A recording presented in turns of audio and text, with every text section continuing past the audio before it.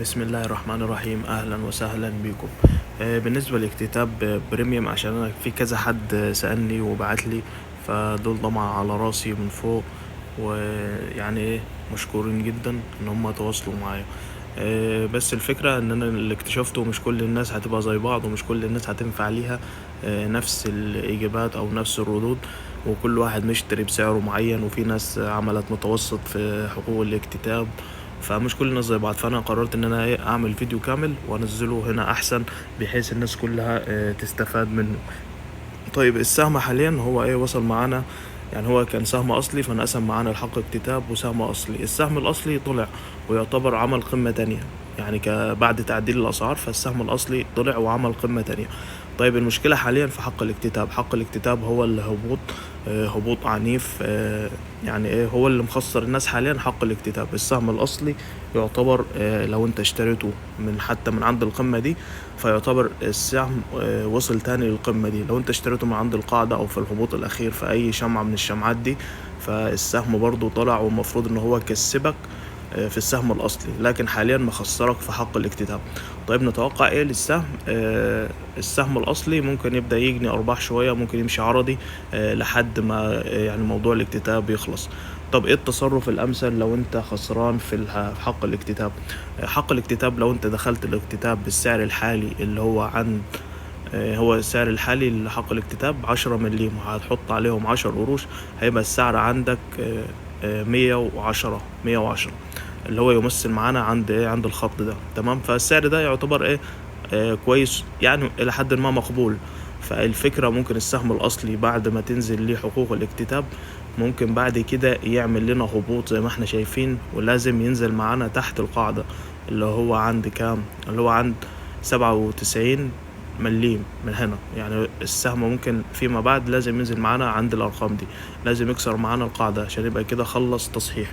طيب الفكرة ان انا نصحت بيها كذا حد بعت لي، ان لو انت كسبان في السهم الاصلي، خلاص كسبت في السهم الاصلي، فانت حاليا معاك حقوق الاكتتاب. حقوق الاكتتاب دي مش هتبيعها، او بالعكس لو نزلت ممكن تعمل فيها متوسط، بس لازم يكون برضو عامل حسابك على فلوس الاكتتاب. ما ينفعش تعمل متوسط او تشتري حقوق اكتتاب وبعد كده ما يكونش معاك فلوس الاكتتاب، فكده انت هتخسرها بالكامل وهتضيع عليك.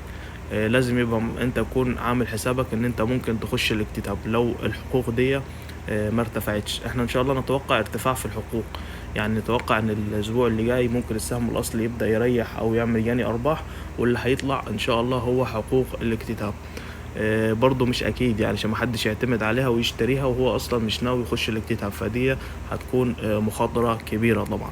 فالتصرف الامثل لو حقوق الاكتتاب هي اللي طلعت وجابت السعر بتاعها الاصلي اللي نزلت بيه، بل بالعكس ممكن كمان تتعدى السعر الاصلي. السهم ده يعني كل شيء فيه وارد، وكل الاحتمالات ممكن تحصل.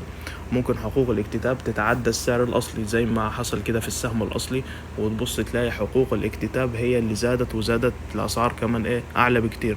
ففي الحالة دي لو انت معاك حقوق اكتتاب اصلا نزلت لك، او لو انت عملت متوسط في حقوق الاكتتاب فالحقوق معاك ارتفعت وجابت لك مكسب، فانا نصيحتي بالنسبة ليك ان انت تخرج من كل حقوق الاكتتاب وتخرج برضو من السهم الاصلي.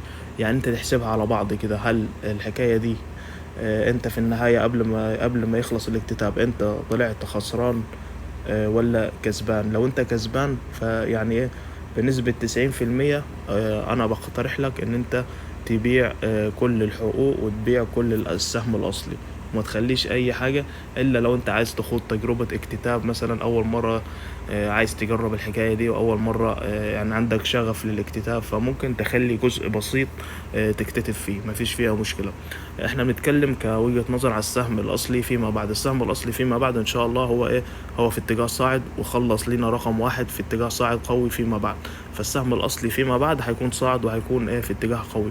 لكن الفكرة لما تنزل الاسهم بتاعة الاكتتاب ممكن السهم يبدأ يغلس، وممكن يبدأ يعمل هبوط ويعمل جاني ارباح ويعمل مشي عرضي في الاماكن دي، وفيما بعد لازم هيجي يكسر لنا الاماكن دي وينزل تحتها كمان، وممكن يزور القاعدة. فكل شيء متوقع في السهم الاصلي، خصوصا بعد ما عدد الاسهم بيكتر وأصلا هو السهم يعتبر كده خلص معانا صعود خماسي، ووارد إن هو يخش في عملية تصحيح طويلة ممكن تستمر معانا فترة طويلة. يعني بمعنى الأصح أنت لو فلوسك مش عايزها لمدة مثلا يعني على الأقل مثلا سنة، يعني احنا بنتكلم لو أسهم الاكتتاب نزلت بعد 3 شهور، ممكن يعني تاخد 3 شهور ممكن نتوقع فيهم السهم يمشي عرضي في الأماكن دي، وأول ما تنزل حقوق الاكتتاب يبدأ بعد كده يكسر معانا كل القيعان دي ويبدأ يهبط ويعمل آخر موجات في الهبوط وآخر موجات في التصحيح.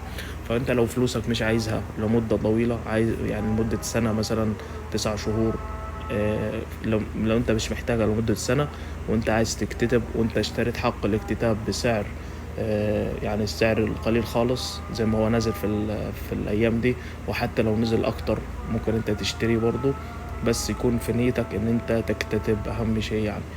وانت مش محتاج فلوسك فممكن تكتتب برضو مفيش مشكلة. انا الفكرة عندي لو انت كنت قبل نهاية الاكتتاب انت كسبان في السهم الاصلي وعلى افتراض ان حقوق الاكتتاب ارتفعت وجابت لك مكسب، فانا كده الافضل بالنسبه لي، او لو انا هخش الاكتتاب فانا بالنسبه لي هغير رايي وهلغي حكايه الاكتتاب. لو لقيت ان انا كسبت من قبل ما اخش الاكتتاب فخلاص انا هخرج من قبل ما الاكتتاب يخلص، تمام. وهستنى بعد كده السهم الاصلي وهينزل للاماكن دي تاني، وهبقى كده هبقى كده كسبت وقت، كسبت ما ضيعتش عليا فرص تانية في الماركت، وانا فاضل مستني في السهم الاصلي ومستني في اسهم الاكتتاب لما تنزل، وهستنى بعد كده لما السهم الاصلي يبدأ يصحح ويروح بعد كده الاماكن شرائية كويسة. فهبقى كده انا كسبت وقت. ادي الفكره، بس ادي الفكره ان انا قلت للناس ان انت لو انت كسبان في اسهم الاكتتاب او حقوق الاكتتاب ممكن تبيعها.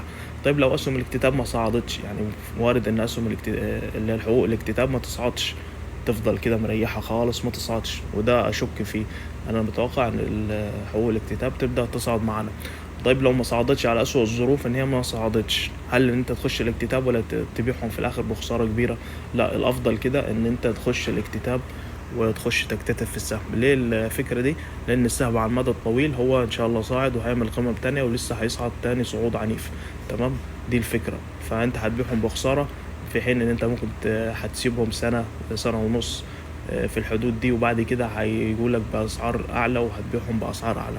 فالحل لو انت خسران في اسهم الاكتتاب وحقوق الاكتتاب فانت كده بالمنظر ده الحل الافضل ليك ان انت تخش الاكتتاب. دي وجهة نظري بالكامل، وكده انا شرحت كل التفاصيل.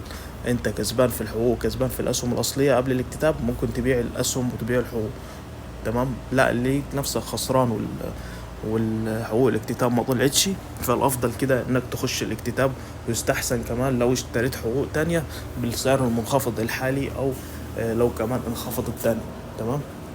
فدي وجهة نظري بالكامل. لو اي حد يشوف يعني عايز يشوف وجهة نظري دي، وبالتوفيق ان شاء الله لكل الناس. فالسهم ان شاء الله على المدى الطويل هو كويس والاكتتاب فيه مش وحش، بس الفكرة في الزمن وفي الوقت اللي هو بعد كده هيرجع يصعد تاني امتى.